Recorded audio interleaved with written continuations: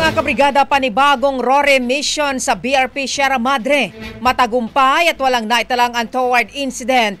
Ayon po yan sa AFP. Brigada Kath Austria, ibrigada mo.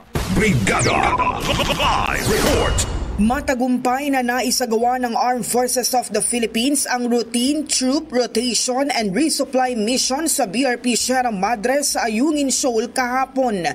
Ayon kay AFP Public Affairs Office Chief Colonel Cerces Trinidad, ginamit sa misyon ang civilian vessel na MV Lapu-Lapu na may koordinasyon sa Philippine Coast Guard.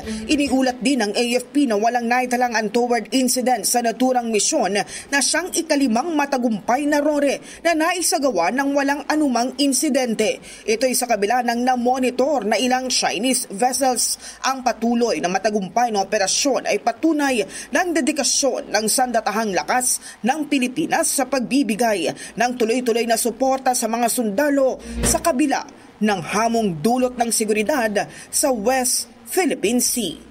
In the heart of changing lives, ito si Brigada Kath Austria ng 105.1 Brigada News sa FAM Manila, The Music and News Authority. Brigada Balita Nationwide. Ang bahaging ito ay hatid sa atin ng Yummyvit ES2 Oral Drops. Simulang tuparin ang pangarap ng iyong anak. And stunting now,